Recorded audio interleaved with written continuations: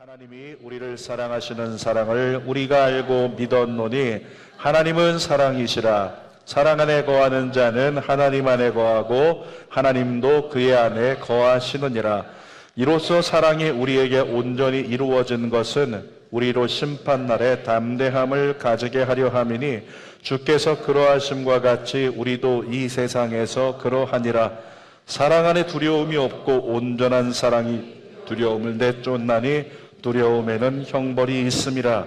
두려워하는 자는 사랑 안에서 온전히 이루지 못하였느니라. 아멘. 11월 첫째 주 요한일서 4장 16절에서 18절 말씀을 가지고 사랑으로 두려움을 이기라. 같이 할까요?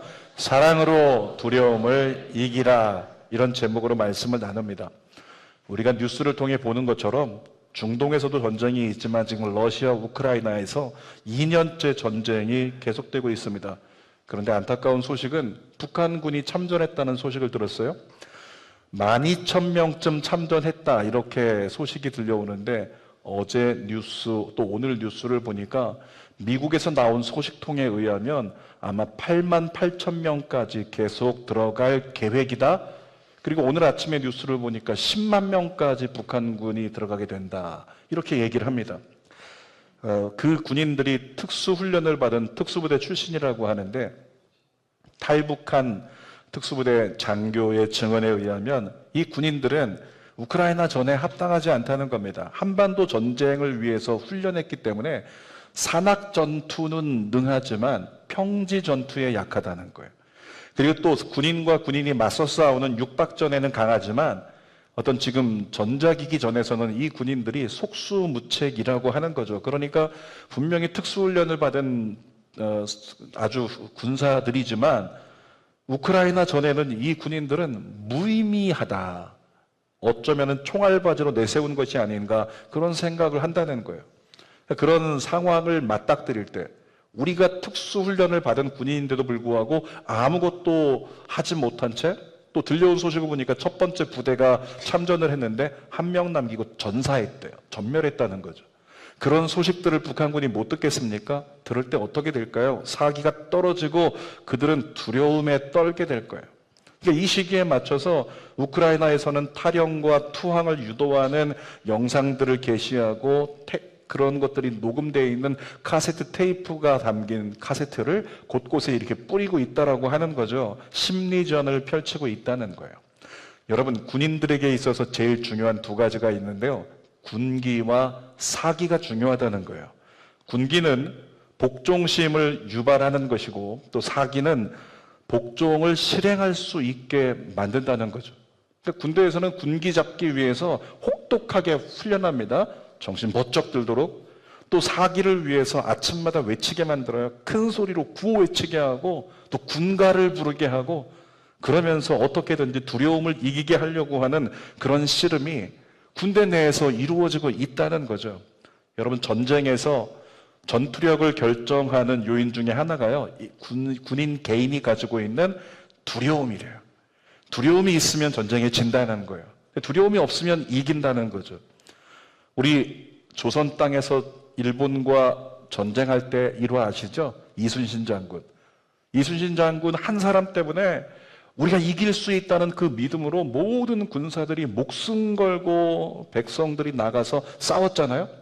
그런데 이순신 장군이 어느 날 외적이 쏜 화살에 맞아서 죽게 됐어요. 그때 뭐라고 했죠? 나의 죽음을 알리지 말라. 나의 죽음을 알리지 말라. 왜냐하면 지휘관을 잃었다는 사실을 우리 군사들이 아군이 알게 되면 그들이 두려움에 떨기 시작하면서 이순신이 없으니 우리는 지고 말 것이다, 이렇게 두려움에 떨 수 있기 때문에, 그러면 전세가 바뀐다는 거죠. 그래서 두려움을 차단하기 위해서 나의 죽음을 알리지 말라. 여러분, 인간이 가지고 있는 이 두려움이라는 감정이요, 건강한 삶을 살기 위해서 심리학 전문가들이 얘기합니다. 두려움을 다스려야 된다. 두려움을 잘 다룰 수 있어야 된다라고 하는 얘기를 해요. 자, 오늘 세 가지로 나눌 텐데 첫 번째로 같이 읽어봅시다. 두려움은 자연스러운 감정이다. 이게 무슨 얘기예요? 내 안에 두려움이 들어오는데 그 두려움이 들어오는 건 자연스러운 감정이라는 겁니다. 자연스럽다는 건 두려움이라는 감정 자체가 인간의 본능에 속한다는 거예요. 그러니까 누구나 가질 수 있는 본능의 감정. 여러분, 문제는 뭐냐면 인간이 갖는 두려움은요, 선천적 본능이 아니에요. 하나님이 창조하신 인간 창조 때부터 만들어지는 선천적 본능이 아니고, 두려움은 본능은 본능인데 후천적 본능이라고 하는 겁니다. 태초에 하나님이 창조하신 아담과 하와에게 두려움이라는 감정 성경에 찾아보세요. 없었어요.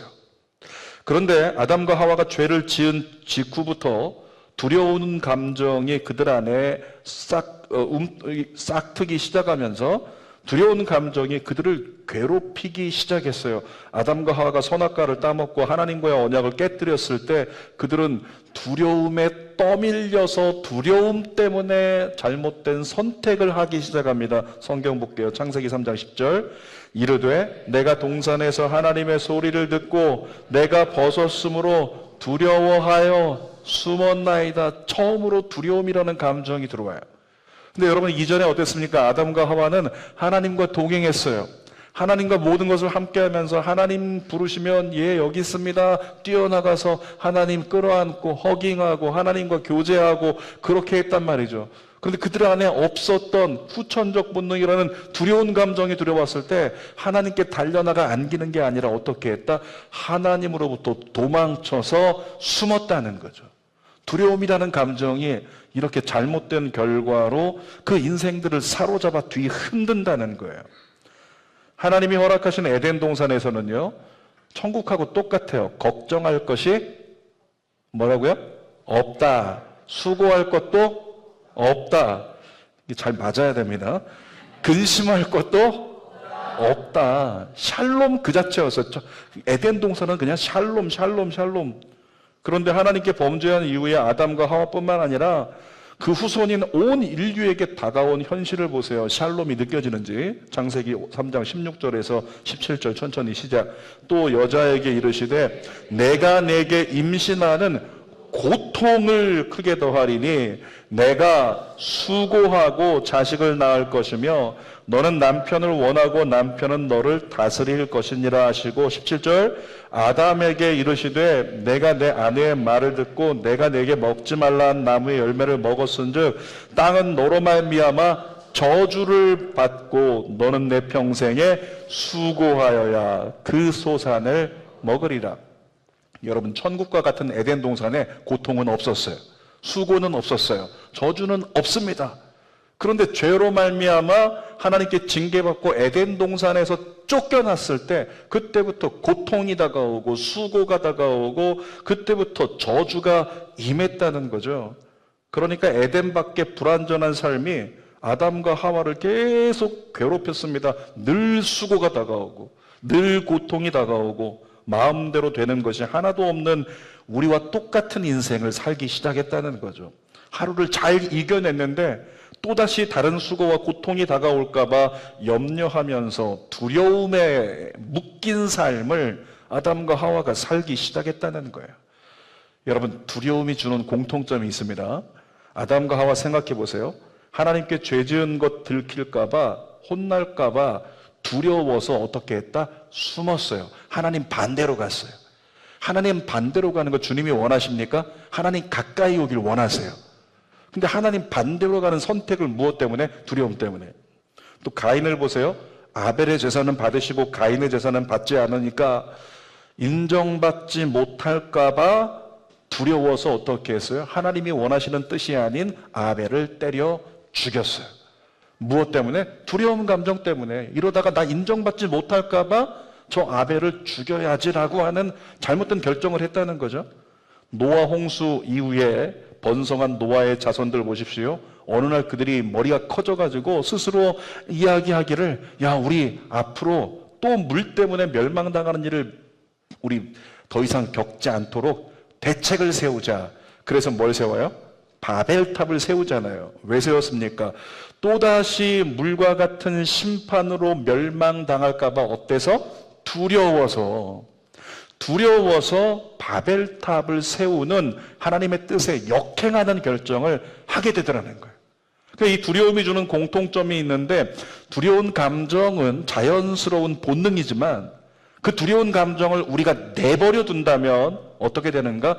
두려운 감정에 끌려서 사는 인생을 산다는 거예요. 두려워서 타협하고, 두려워서 하나님이 원하지 않는 일 쪽으로 가게 되고, 두려워서 주님과는 전혀 다른 길을, 전혀 다른 선택을 하게 된다는 거죠. 여러분, 이런 부모님들도 계셨어요? 주일에 교회는 빠지더라도 학원은 반드시 가야 돼? 이와 같은 부모님들 어쩌면 이런 감정이 있다고 이야기 들었어요. 우리 아이가 교회에만 너무 열심히 다가 딴 아이들은 그냥 주말에도 가서 시험 기간이라고 공부하느라고 열을 올리는데, 우리 아이만 주일이라고 교회 하루 종일 있다가는 학업 성적이 뒤처질까 봐 그 이면에 어떤 감정이 있어요? 두려워서. 두려움이라는 감정이 있는 거예요. 교회에 열심을 품지 않는 성도, 실제로 그런 예를 들었는데, 왜 더 봉사하지 않습니까? 왜 더 교회 안으로 들어가지 않습니까? 너무 그렇게 열심히 하다가 광신자처럼 될까봐, 완전히 예수에 미쳐버릴까봐 뭐 해서? 마음에 염려가 있는 거예요. 그 염려의 근본이 두려움이거든요. 두려운 마음이 있기 때문이라는 거예요. 자, 12.7 지난주에 한국교회 연합예배가 있었는데, 제가 목사님들 만나가다 연합집회에 안간교회 목사님 얘기를 하나 들었어요. 근데 그 목사님 이런 얘기 하시더라고요. 목사님, 저도 가고 싶었어요. 우리 교인들 데리고 가고 싶었는데 못 간 이유는, 혹시라도 광화문에서 집회할 때 우리 주로 어떤 소식 들었습니까? 뭐 태극기 부대 이야기, 그러면 정치적으로 막 싸우고 덕이 되지 않는 그런 모습들 많이 보니까, 혹시라도 성도들 데리고 한국교회 연합한다고 순수하게 갔는데 거기서 정치적으로 그 집회가 쓰여지는 광경을 보게 된다면, 돌아왔을 때 성도들이 목사님 이런데 왜 데려갔어요? 라고 원성한다면, 그것 때문에 두려워서 염려되어서 못 갔다는 거예요. 여러분, 이렇게 두려움이라는 감정이 우리 안에 있으면 하나님의 뜻과는 전혀 다른 결과를 우리의 삶에 가져온다는 거죠. 여러분에게 이렇게 말씀드립니다. 여러분 안에 있는 두려움을 진단하십시오. 어떻게 진단할 수 있을까요? 이렇게 하면 돼요. 내 안에 근심이 있어요. 내 안에 염려가 있습니다. 자녀 때문에 근심도 있고 염려도 있고, 재정 때문에 근심도 있고 염려도 있어요. 근데 집에 돌아가세요. 오늘 일기장 꺼내놓고 여러분 자신에게 글로 한번 써서 물어보세요. 이렇게 쓰는 겁니다. 성현아, 그 일 때문에 왜 그렇게 걱정해? 그 일 때문에 왜 그렇게 근심하는 거야? 혹시 두려운 것이 있니? 스스로에게 물어보면, 안 물어봤기 때문에 몰랐는데 혹시 두려운 것이 있니? 라고 여러분 스스로에게 물으면요, 그때 답이 나와요. 두렵다는 마음. 그 감정이 내 안에 있다는 것. 혹시 이렇게 될까봐, 혹시 저렇게 될까봐 두려운 마음이 우리 안에 있다는 거죠. 여러분, 주는교회 비전센터의 첫 걸음을 내딛고 있습니다. 기도를 열심히 하고 있지만 솔직히 앞에 서 있는 목사 마음이 어떨까요? 걱정되고 근심됩니다. 주는교회 재정을 보니까 거의 바닥이에요. 그러니까 기도할 때는 막 뜨거워요. 와, 비전센터의 문을 주님이 열어주시겠다. 그러면서 기도할 땐 뜨겁지만, 기도가 끝나고 돌아서서 현실을 생각하면 저도 모르게 제가 큰 숨을 쉬게 되더라고요. 여러분, 큰 숨을 다른 말로 하면 뭐죠? 한숨이에요. 자꾸 큰 숨을 몰아쉬는 제 모습을 본다는 거죠. 뭘까요? 목사 안에도 두려움이 있기 때문에 그러는 거예요. 건축하다가 건축 잘못되면 법적인 문제로 책임을 지는 일들이 가끔씩 일어나는데, 그때 목사님들 중에 건축하다 감옥 가신 분들이 있어요. 염려하는 거죠. 두려워하는 거예요. 건축하다 나 감옥 가면 어떡하지? 이런 두려움이 제 안에 있는 거예요.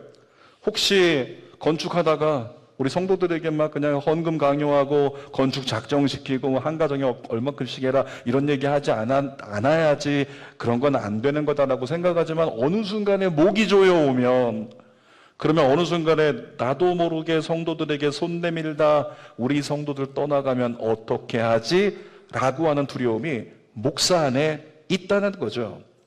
여러분, 두려움은 죄로 말미암아 다가온 자연스러운 본능적인 감정이에요. 그런데 성경을 통해서 보니까 두려움을 내버려 두면 절대로 안 된다는 거죠. 왜? 두려움이 내 안에서 주인 노릇하려 하기 때문에, 내 안에서 주인 돼서 내가 결정해야 되는데 두려움 때문에 잘못된 결정을 가정에, 자녀들에게 신앙적으로 타협하며 하게 만드는 내 안에 잘못된 주인이 될 수 있기 때문에 그래요. 여러분에게 묻겠습니다. 우리의 진짜 주인이 누구십니까? 하나님이십니다. 또 누구십니까? 예수 그리스도. 여러분의 아버지가 누구십니까? 하나님이십니다. 하나님이 내 인생의 주인 되셔야 돼요. 아멘입니까? 예수님이 내 인생의 주인 돼야 합니다. 그렇다면 두려움을 절대로 그냥 내버려두면 안 된다는 거죠. 그래서 두 번째 이렇게 나눕니다. 읽어봅시다. 시작. 두려움은 이길 수 있는 감정이다. 여러분, 두려움이라고 하는 것은요, 사실은 실제적인 위협이 아니라 감정의 동요로 말미암아서 내가 신체적이나 정신적으로 불편함을 느끼는 상태, 이게 두려움이에요. 그러니까 실제적으로는 어떤 일이 일어나지 않은 거예요. 다만 어떤 일에 대한 두려움 때문에 내가 몸이 힘들고 마음이 힘들어지는 이런 상태가 되는 거, 그게 두려움이라는 거죠. 한마디로 말하면 두려움은 마음의 문제예요. 그런데 성경에요, 마음의 문제를 한 방에 해결할 수 있는 말씀이 소개되어 있죠. 빌립보서 4장 6절 7절입니다. 시작. 아무것도 염려하지 말고 다만 모든 일에 기도와 간구로 너희 구할 것을 감사함으로 하나님께 아뢰라. 그리하면 모든 지각에 뛰어난 하나님의 평강이 그리스도 예수 안에서 너희 마음과 생각을 지키시리라. 여러분, 이 두 구절 속에서 하나님은 우리에게 분명히 말씀하세요. 너의 힘으로는 마음과 생각 지킬 수 없다. 다시 말하면 너의 힘으로는 두려움을 이길 수 없어. 이렇게 말씀하고 계신 거죠. 그런데 하나님의 평강이 두려움을 이기게 할 수 있다. 하나님의 평강이 마음과 생각을 지켜주실 수 있다. 근데 언제 하나님의 평강이 임한다고요? 6절 말씀 앞전에 뭐라고 써 있었어요? 기도할 때 감사함으로 기도하면, 따라합시다. 감사함으로 기도할 때, 다시 한번 감사함으로 기도할 때 하나님의 평강이 임한다는 거예요. 사랑하는 여러분, 당장 감사하십시오. 범사에 감사하십시오. 감사가 계속되는 한 결코 두려움에 묶이는 일은 없을 겁니다. 18절 말씀도 읽어볼게요. 사랑 안에 두려움이 없고 온전한 사랑이 두려움을 내쫓나니 두려움에는 형벌이 있음이라. 두려워하는 자는 사랑 안에서 온전히 이루지 못하였느니라. 여러분, 28절 말씀을요, 현대인의 성경으로 한 번 더 읽어볼게요. 시작. 사랑에는 두려움이 없습니다. 완전한 사랑은 오히려 두려움을 내쫓습니다. 여러분에게 질문할게요. 완전한 사랑 누구입니까? 인간에게는 없어요. 누구요? 예수 그리스도. 완전한 사랑은 예수 그리스도예요. 다시 말해서 예수 그리스도가 두려움을 내쫓는다. 아멘인가요? 계속 읽어볼게요.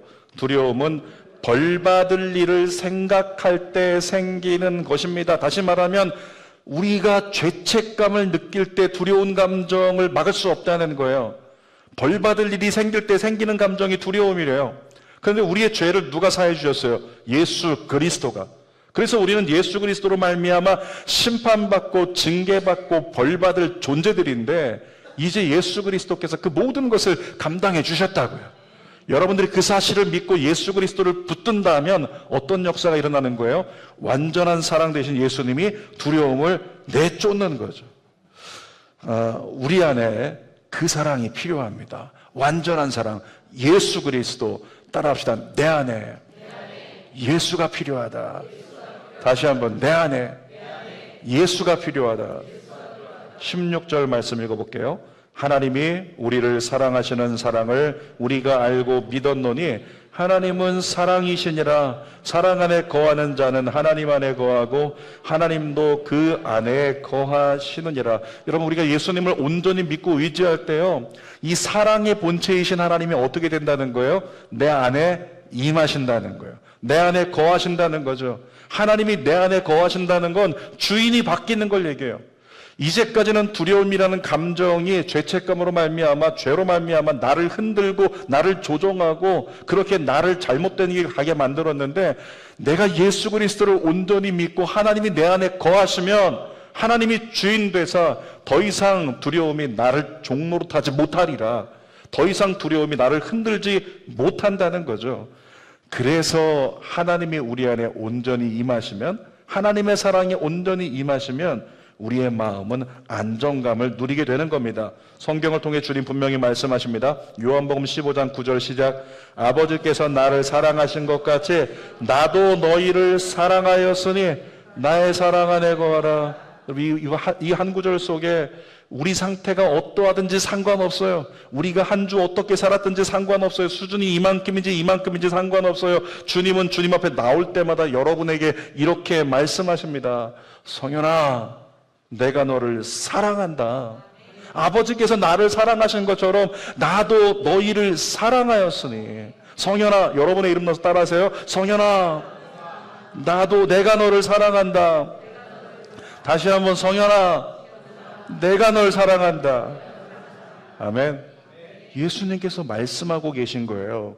찬양 중에요, 나의 하나님이란 찬양이 있는데, 이 찬양의 가사를 읽어보면은 이 찬양의 가사가 구구절절이 나를 향한 하나님의 사랑이 얼마나 나에게 집중하면서 얼마나 그 사랑을 주고자 애쓰고 계신지를 느끼게 돼요. 우리 한번 이 찬양 불러봅시다. 나의 사랑 너는 어여쁘고 참 귀하다. 어느 보석보다 귀하다. 내가 사랑스럽지 않을 때 너를 온전히 사랑하고 너와 함께하려 내가 왔노라. 주의 사랑 이 사랑은 결코 변치 않아. 모든 계절 돌보시네. 풀은 마르고 꽃은 시드나 주의 말씀은 진실해. 실수가 없으신 주만 바라라. 두 손 가슴에 대고 주님의 나라와 주님의 나라와 뜻이 나의 삶 속에 임하시며 주님 알기를 주만 보기를 소망해.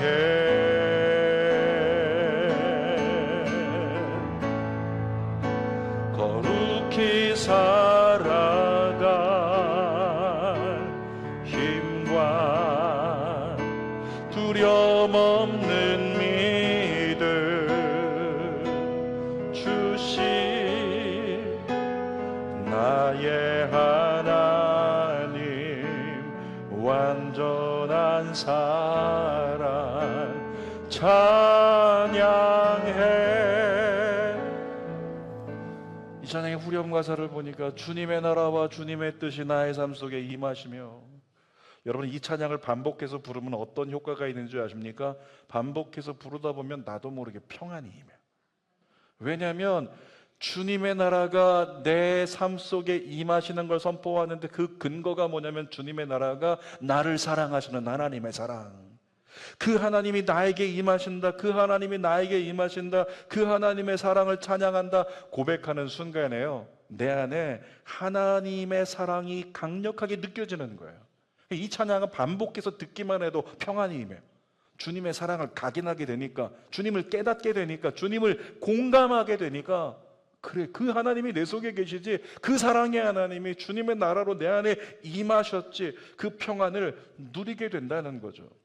하나님의 은혜에 감사로 기도할 때 마음과 생각을 하나님이 지켜주시고 담대함을 누릴 수 있습니다. 어떤 순간에도 어떤 두려움도 순식간에 사라질 수 있습니다. 여러분께 묻겠습니다. 예수님을 믿으십니까? 하나님의 자녀가 되셨습니까? 그러면 여러분들은 하나님의 도우심 아래서 두려움을 이길 수 있습니다. 자, 세 번째, 우리 함께 읽어볼까요? 두려움에 집중하지 말고 하나님께 집중하라. 금요 성령 집회 전에 한 청년을 만났어요. 근데 이 청년이 자꾸 이 환청이 들려가지고 환청이 너무 심해서 힘들다는 거예요. 근데 멘탈이 반쯤 나가 있는 거죠. 근데 이 청년을 제가 보면서 느꼈는데 그동안에 환청이 들린다고 하는 어떤 성도들 또는 어떤 아이들 공통점이 있더라는 거예요. 환청을 들었어요. 너무 행복해요. 없어요. 환청을 들었습니다. 너무 감사합니다. 은혜가 넘쳐요. 없어요. 환청을 들었습니다. 죽을 것 같아요. 환청을 들었습니다. 너무 고통스러워요. 환청을 들었습니다. 나 아픕니다. 힘들어요. 다 그런 얘기만 들었다는 거죠. 그러니까 환청이 들리는 이들의 공통점이 있는데요. 긍정적 환청, 살리는 환청 없어요. 부정적 환청, 죽이는 환청만 있다는 거죠. 근거가 누군지 아시겠죠? 사단입니다. 사단이 두려움을 가지고 와서 그런 과정을 통해 죽이려고 하는 거죠. 근데 여러분 로마서 10장 17절에 뭐라고 써 있냐면 믿음은 들음에서 난대요. 자, 그러니까 믿음이 들음에서 나는데 뭘 계속 듣고 있다? 환청을 계속 듣고 있어요. 어떤 환청? 부정적 환청, 죽이는 환청을 계속 듣고 있다 보니까 결국에 자꾸 부정적 믿음이 생겨서 자꾸 비관적인 말을 하게 되고 나 모든 것 포기해버리고 자해할까? 죽어버릴까? 하는 마음까지 갖게 된다는 거죠. 그 청년도 똑같은 얘기를 했어요. 제가 그 청년에게 그래서 그 두려움에 집중하지 말고 하나님께 집중하는 걸 좀 가르쳐 줬어요. 그래서 제가 금요 성령 집회 때 나눴던 하나님은 나의 방패십니다. 하나님은 나의 구원이십니다. 하나님은 나의 능력의 칼이십니다. 100가지를 선포했는데 그 100가지를요 복사해서 보내줬어요. 그리고 지금부터 예배 전까지 이거 또박또박 계속 선포해라. 그렇게 얘기를 해줬어요. 그리고 나서 30분 지났습니다. 예배 들어가야 되는데 갑자기 그 청년이 저에게 달려와가지고 할 말이 있다는 거죠. 그러더니 그 청년이 이렇게 얘기하더라고요. 목사님, 이거 대단해요. 제가 번역한 겁니다. 그 청년 뭐라고 했냐면 목사님, 이거 개멋져요. 아이가 얘기하는 거 이거 개멋지대요. 제 마음이 단단해지는 게 느껴져요. 여러분에게 물을게요. 여러분 마음 어떻습니까? 단단하십니까? 우리의 마음이 단단해야 되는데 그리스도인이라면 단단한 게 정상인데 단단하지 못한 이유는 내 안에 예수를 온전히 모시지 못했기 때문이고 예수가 주인 되지 못했기 때문이라는 거죠. 그 청년이 하나님은 나의 방패세요. 하나님은 나의 구원이십니다. 전 하나님의 자녀입니다. 100가지를 선포하고 나니까 마음이 단단해지는 게 느껴진대요. 사랑하는 여러분, 하나님이 여러분에게 허락하신 하나님의 사랑이 얼마나 귀한지 선포하고 또 선포하십시오. 시편 73편 28절에 있습니다. 하나님께 가까이함이 내게 복이라. 여러분 하나님과 멀어지지 마세요. 하나님께 가까이 가는 게 복이래요. 어떤 복이라고요? 자, 18절 말씀에 써 있어요. 읽어봅시다. 사랑 안에 두려움이 없고 온전한 사랑이 두려움을 내쫓나니. 잠깐만요. 자, 하나님께 가까이 가는 것이 복이라고 했는데 하나님께 가까이 가면 그 온전한 사랑 대신 예수 그리스도께 가까이 가면 순식간에 뭐가 쫓겨난다? 두려움이 쫓겨난다. 그래서 내 마음엔 평강이 임한다. 내 마음이 단단해진다. 단단해지니까 기도가 된다. 말씀이 읽어지고 찬양이 누려지고 기도의 문이 열리는 거예요. 그가 바로 살아있는 그리스도인입니다. 여러분이 그렇게 살아있게 되시기를 주님의 이름으로 축복합니다. 갈라디아서 5장 16절 읽어볼게요. 내가 이르노니 너희는 성령을 따라 행하라. 성령을 따라 행하랍니다. 무슨 얘기하고 있는 거예요? 하나님께 집중하라는 거예요. 또 로마서 12장 21절도 악에게 지지 말고 선으로 악을 이기라. 선으로 악을 이기라고 하니까 뭐에 집중해야 돼요? 선에게. 선이 누구신데요? 하나님. 하나님께 집중하라는 얘기를 또 하고 있는 거예요. 설교 결론입니다. 오늘 제목이 뭐였어요? 사랑으로 두려움을 이기라. 여러분 이제는 먹고 사는 것이 문제인 세대를 살아가고 있지 않습니다. 이제는 뭐 먹는 것이 좀 더 있다 없다, 더 많이 번다 못 번다, 이게 문제가 아니에요. 지금 뉴스에서 보는 것처럼 저 유럽에 있는 아들이 전화가 왔는데 아이가 얘기하는 거죠. 본국으로 돌아갈 수 있는 수송기 그런 대책들에 대해서 그냥 이렇게 이야기들이 나오고 있다는 거예요. 여러분 유학가 있는 애들이 본국으로 돌아가는 건 두 가지 중에 하나입니다. 그 땅에 문제가 생겨서 빨리 피난 가든지, 그렇지 않으면 본국에 전쟁이 일어나서 예비군으로 징집되는 거예요. 그러니까 해외에서는 지금 한반도가 전쟁 직전 상황으로 알고 있어요. 그러니까 빨리 본국으로 돌아갈 수 있는 루트들이 지금 벌써 논의되고 있고 그런 상황 가운데 있다는 거죠. 그냥 언제 대표기도 하신 안수사님 기도처럼 언제 전쟁이 터져도 이상하지 않은 한반도 상황, 지금 그게 문제인 거예요. 언제 포괄적 차별금지법이 통과돼서 교회가 위협을 받고 무너뜨림을 당하게 될지 모르는 그런 위협 가운데 우리가 처해 있다는 거죠. 이제 앞으로 다가올 두려움은 상상할 수 없는 두려움들이 우리 앞을 향해 달려오고 있다는 겁니다. 그런데 이렇게 선포합니다. 걱정하지 마십시오. 하나님의 사랑이 두려움을 이기도록 은혜를 베풀어 주실 것입니다. 그래서 어떻게 하자? 하나님께 집중하자. 하나님을 찾고 하나님을 부르자. 그 하나님이 내 안에 충만할 때 두려움은 쫓겨나가고, 죄로 말미암아 우리에게 후천적 본능으로 주어진 두려움이 이겨지는 역사가, 하나님의 평강이 이때도 누려지는 역사가 우리에게 임하리라. 여러분에게 임하게 되기를, 그래서 하나님 더 가까이 나아가서 주님을 경험하는 여러분 되기를 주님의 이름으로 축복합니다. 기도하겠습니다. 살아계신 아버지 하나님, 정말로 하나님의 사랑으로 두려움을 이길 수 있는 우리들 되게 하여 주시옵소서. 주님을 사랑하는 기쁨을 빼앗기지 않게 하소서. 주님과 동행하는 기쁨을 빼앗기지 않게 하소서. 주님의 능력을 빼앗기지 않게 하소서. 예수님의 이름으로 기도드립니다. 아멘. 두 손을 가슴에 대고 갈망하는 마음으로요, 주님, 내 안에 주님 임하셔서 단단해지게 해주세요. 두려움 이겨주게 해주세요. 더 이상 염려하고 근심하며 세상에 치우쳐 타협하지 않게 해달라고, 주인 되신 하나님께만 순복할 수 있는 내가 되게 해달라고 소망하면서, 영으로 기도하면서 우리 찬양 부르고 기도합니다. 주님을 사랑하는 기쁨을, 그 즐거움 빼앗기지 않게 하소서. 주님을 사랑하는 기쁨을, 그 즐거움 빼앗기지 않게 하소서. 예수, 예수, 예수, 예수, 예수, 주님을 사랑합니다. 예수, 예수, 예수, 예수, 주님을 사랑합니다.